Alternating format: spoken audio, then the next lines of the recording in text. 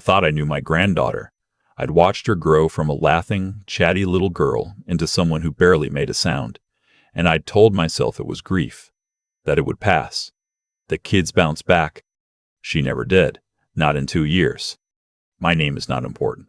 What matters is that I'm 64 years old. I live alone in a house in Clover Hill, Virginia, a town small enough that the hardware store still runs a tab. And 2 years ago, I lost my wife of 31 years to a stroke. The silence that followed her death settled into our house like a second occupant. I got used to it. I even stopped fighting it. My son, I'll call him by what he was to me then, which was my pride, my firstborn, called me on a Tuesday morning in March. His voice had that particular flatness he gets when he's already decided something and is only informing you as a courtesy. Dad, Stephanie and I need to ask a favor. Stephanie is his wife. They'd been married 6 years. I always liked her fine, the way you like furniture that matches. Nothing you choose yourself, but nothing wrong with it either. He told me their youngest, his daughter Motsi, was struggling. She'd stopped talking after her mother's miscarriage the previous spring. A traumatic event for the whole family, he said, and the therapist believed Motsi had developed selective mutism as a response to prolonged anxiety in the home. She was 8 years old and had not spoken a full sentence since April. The therapist thinks a change of environment might help, my son said. Somewhere quieter, lower stress. He meant me. He meant this house with its creaking floors and its bird feeders and its absolutely nothing happening ever. How long? I asked. 2 weeks, maybe 3, just while Stephanie and I figure some things out. I said yes before he finished the sentence. I hadn't seen Mackie in 4 months. The last time, she'd sat across from me at Christmas dinner and pushed her green beans around her plate and didn't look up. I'd tried to make her laugh the way I used to, doing the voice of the old cartoon dog she loved when she was 5, and she'd glanced at me with those gray eyes of hers, so much like her grandmother's, and looked away. It had hurt more than I expected. They dropped her off on a Friday. My son carried in her pink suitcase and a backpack shaped like a turtle. Stephanie stood in the doorway with her arms crossed, scanning the living room the way a health inspector scans a restaurant, then smiled at me with her mouth only. She has a notebook, Stephanie told me, not looking at Motsi but at the wall behind her. If she needs something, she'll write it down. Don't push her to talk. The therapist says pressure makes it worse. I nodded. I understood pressure. I'd raised 2 kids. They left before dinner. Mehi stood in the middle of my living room, holding the turtle backpack with both hands, looking at the framed photos above the fireplace. Most of them were of her grandmother. One was of her, maybe age 3, sitting on my wife's lap in the garden, both of them laughing at something out of frame. She walked to it slowly and touched the corner of the frame. Just the corner. Then she went and sat on the couch and took her notebook out of her backpack and held it on her lap. I made grilled cheese for dinner because I remembered it was her favorite. She ate the whole thing. That first week was quiet in a way I hadn't known before. There's the quiet of loneliness, which has an edge to it. And then there's the quiet of someone else being present. A different kind of stillness. Matchie moved through my house like weather. She was just there, softly, at the edges of things. She'd follow me out to the garden in the mornings and watch me water the tomato plants. She'd sit at the kitchen table while I made coffee and draw on her notebook. Not writing, just drawing. Little houses with smoke coming out of chimneys. Birds. Once, a dog that I think was supposed to be the cartoon dog from her childhood, though it looked more like a potato with ears. I didn't push. I talked to her the way I used to talk to my wife when she was reading, just narrating small things. Looks like we might get rain this afternoon. The cardinal is back. See him? Red one, on the left feeder. Missy would look where I pointed. Sometimes she'd nod. On the 4th day, she handed me her notebook. She'd written, "Can we bake something?" We made oatmeal raisin cookies. She measured the flour herself, very seriously, leveling off the top with a butter knife the way I showed her. When the first tray came out of the oven, I burned my thumb pulling the rack and said a word I probably shouldn't have said in front of an 8-year-old. She looked at my face and then she smiled. A real one, quick and sudden, like a fish breaking the surface of still water. That smile kept me company for days. What I'm about to tell you happened on a Wednesday, 11 days into her stay. I take medication every morning. Blood pressure, nothing dramatic. I've been on it since I was 58. Same prescription, same pharmacy. Same little orange bottle with the white cap. After my wife died, my doctor added the second one, a mild sleep aid. I take them both at 7 a.m. with breakfast. I've done it so many times it's automatic, like putting on a seatbelt. That morning, Mossy was at the kitchen table. I was at the counter with my coffee and my 2 pill bottles. I shook one out, the blood pressure medication, and she was watching me. She watched me often, I'd noticed. Not staring, just observing the way children do when they're taking inventory of the world. I was about to put the pill in my mouth when she stood up. She crossed the kitchen quickly, more quickly than I'd seen her move the whole time she'd been here, and she put her hand flat on my wrist. Small hand. Firm pressure. I looked at her. She looked at the pill in my palm, then at me, then at the pill bottle. She went back to the table and picked up her notebook and a pen. She wrote for a moment, came back and held the notebook up in front of my face. "Grandpa, those are not yours. Dad changed them." My coffee was still steaming on the counter. The birds were still at the feeder. Everything in the kitchen was exactly where it had been 30 seconds ago. I read it again. "Grandpa, those are not yours. Dad changed them." I set the pill down on the counter very slowly, the way you set something down when you're not sure your hands will cooperate. "Macy," I said, my voice came out steadier than I felt. "When did you see this?" She took the notebook back and wrote. Her handwriting was careful, deliberate, the letters all the same size. 3 weeks ago, at home, late at night. I came downstairs for water, and Dad was at the kitchen table with your pill bottles. He put them back in the bag. The bag you left at Christmas. I had left a bag at their house at Christmas. I remembered it. A small canvas tote with some extra things I'd packed and forgotten. I'd assumed it was still there, unopened, in their hall closet. "Did you see what he put in the bottles?" I asked. She shook her head. Wrote, "I don't know what it was. It was a different color. He didn't see me." I sat down at the kitchen table. Mackie sat across from me. She was watching my face with those gray eyes reading it. I want to tell you that I didn't believe it at first. That I pushed back, looked for another explanation, told myself she must have misunderstood. But the truth is, the moment I read those words, something that had been sitting in the back of my mind for months moved forward into the light. My son had been managing my finances since February. He'd offered after my wife died, offered insistently, the way you insist when you're not really offering a choice. He had access to my accounts. He had updated my will paperwork, which he'd told me was just routine. He'd asked twice about my life insurance policy, framed as concern, framed as being responsible. I'd let him in because I was grieving and tired, and he was my son. I picked up the pill I'd set on the counter. I looked at it closely for the first time in years. It was the right color, or close to the right color. White. Round. But the imprint on it was different from what I remembered. I'd never paid attention before. I'd never had a reason to. I put it in a small plastic bag from the kitchen drawer and sealed it. Then I called my doctor's office before I called anyone else. The nurse told me to bring the pill in immediately and to stop taking anything from that bottle. She said it calmly, the way medical people say alarming things calmly, but I heard the shift in her tone.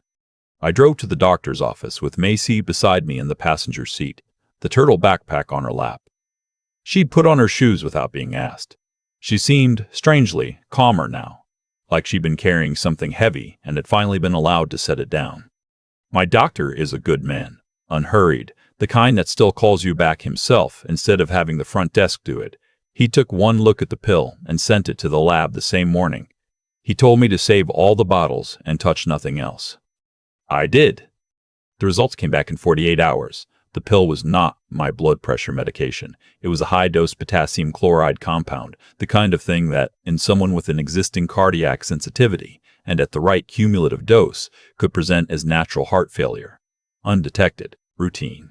Just an old man with a bad heart, the way old men sometimes go. The detective who came to my house was a young woman named, well, her name isn't mine to share here. She had a notepad and a way of listening without expression that reminded me of Moshi. I showed her the pill bag. I showed her the bottles. I told her about the Christmas tote, about the finances, about the will. She asked if she could speak to Mackie. Mayhe sat on the couch across from the detective with her notebook on her lap. The detective explained that she could write anything she wanted to say. that there was no wrong answer, that she was very brave for telling her grandfather. Macy wrote for almost 2 minutes. She tore the page out and handed it over with both hands. I don't know everything that was on that page. The detective didn't share it all with me, for procedural reasons. But she read it twice, folded it carefully, and put it in her folder. She looked at Macy and said, "Thank you. That was the right thing to do." Macy looked at her hands, then she looked at me.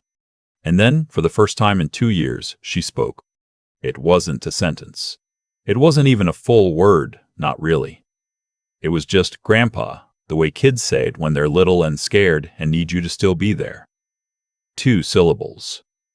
Barely above a whisper. But I heard it like it was a bell.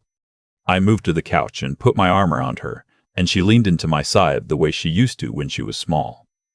The detective was writing something in her notebook. The house was quiet. Outside, a car drove slowly down Clover Hill Road, and somewhere in the backyard, the cardinal was back at the feeder, doing what cardinals do. My son was arrested 4 days later. Stephanie was brought in for questioning. She had not, the investigators determined, known the full scope of what he'd planned. She knew about the financial maneuvering, had signed papers she said she didn't fully understand. That question, what she knew and when she knew it, is still working its way through a court. I'll leave it there. What I can tell you is what they found on his computer. Research, extensive and methodical, going back 7 months. Cardiology forums, pharmacy databases. He'd found a supplier, overseas, through channels I still don't fully understand. He was my beneficiary on a policy worth $380,000. The house, paid off, was worth another $260,000. He was 6 months behind on a business loan I hadn't known existed. I had to sit with that for a long time. Some nights I still do. This was my child. I taught him to ride a bike in this driveway. I drove him to his first job interview. I held him when his mother died. I don't know who he became, or when, or whether there was something I missed along the way that might have changed it. Probably I'll wonder that for the rest of my life.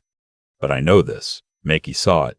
An 8-year-old child in a kitchen at midnight saw something that frightened her, and she carried it alone for 3 weeks because she was already quieter than anyone expected, already invisible in the way that children can become when households are unhappy. She carried it and watched and waited until she was somewhere safe enough to tell it.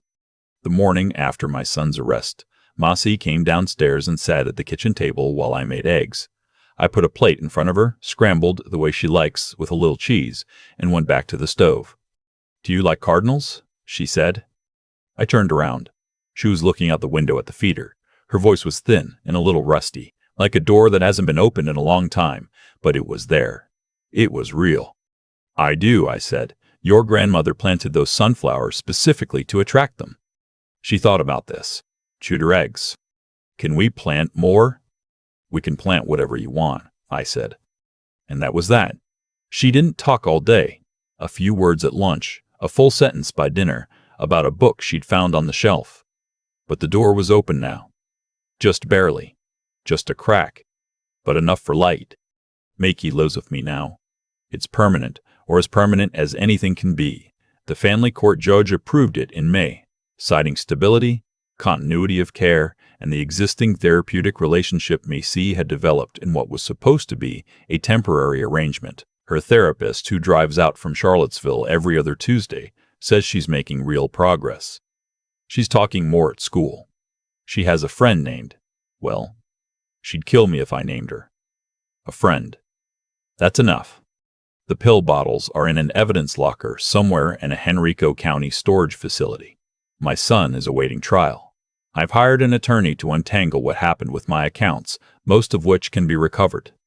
The house is different now. It's still quiet, but it's the good kind of quiet. The kind with someone in it. Last Saturday, we planted sunflowers along the back fence. Macy read the seed packet out loud, very seriously about spacing and depth and how many weeks until bloom. She's decided we should also get a bird book so she can identify every species that comes to the feeder. She informed me that the cardinal is the state bird of Virginia and that I should have already known that, and that it is also the state bird of 6 other states, which she considers a flaw in the system. I agreed that it was. She looked up at me from the garden, dirt on both knees, completely serious, and said, "Grandpa, Do you think Grandma knew about the cardinals? I crouched down beside her and looked at the little row of seeds we'd just tucked into the earth. I think she counted on them, I said. Makey nodded, like that settled something. She went back to planting. I watched her for a moment, this small, quiet, extraordinary child who had carried a secret that might have killed me, who had walked across a kitchen and put her hand on my wrist and handed me her notebook and saved my life without saying a single word. And I thought about how we spend so much time waiting for people to speak, waiting for the explanation, the confession, the declaration, thinking the words are where the meaning lives. But Macy had known the truth for 3 weeks without telling me, and I had been safe for exactly those 3 weeks because she had decided, somewhere in her careful, watchful mind, that I was the person worth protecting. That's not nothing. That's everything. The sunflowers will bloom in August, if we did it right. I'm planning on being here to see them. I keep coming back to the same image, a small hand, flat on my wrist, pressing down, no words, just that. Makey didn't save my life by being loud. She saved it by paying attention when no one expected her to. For 2 years, she'd been written off as unreachable, a quiet child in a difficult household, someone to be managed rather than listened to. And in that invisibility, she'd become the only person in the room who was actually watching. She saw what my own son hoped no one would ever see. She remembered it. She carried it across 3 weeks and 100 miles and set it down gently in front of me. I think about cause and effect a lot these days, not in any grand cosmic sense, just the plain human version of it. The choices we make don't stay contained. They move outward, the way a stone dropped in still water sends rings all the way to the edge. My son made choices over many months that he believed were invisible. He thought the quietest person in the room couldn't see him. That was his mistake, and it was a profound one, because quiet is not the same as absent. What Matsi did took all 3 things that I think separate a good life from a wasted one. First, there's the question of character, knowing right from wrong and caring enough to act on it even when acting is frightening. Makey was 8 years old and living in a house where she'd learned that staying small kept her safe. She had every reason to stay small. She chose not to. That's not instinct. That's conscience. Then there's the matter of understanding, actually reading a situation clearly, without the distortion of what you want to believe. I had access to the same facts she did. The bag I'd left at Christmas. The bottles. My son's sudden interest in my finances. I'd looked at all of it and assembled it into a story about a caring son and a grieving old man who needed help. Macy looked at the same pieces and assembled the truth. Children sometimes see more clearly because they haven't yet learned to protect themselves from what they're seeing. And then there's what it actually took to walk across that kitchen and stop me. That took something that doesn't have a comfortable name in modern life, a kind of inner toughness, the willingness to do the hard thing even when your voice has been gone for 2 years, even when the adults around you have never once asked what you think. She did it anyway. She picked up the pen. She wrote the words. She held the notebook up. I don't know if I taught her any of that. I'd like to think some of it came from her grandmother, who had that same quality, the ability to be still and certain at the same time. But honestly, I think Masi came to it herself, the hard way, the way most real strength is earned. She's talking more now. Last Tuesday, she told me at some length that I was loading the dishwasher incorrectly and had probably been doing so for years. I told her she was almost certainly right. She seemed satisfied. The sunflowers are coming up along the back fence. We go out every morning to check on them. I'm planning on being here for a long time.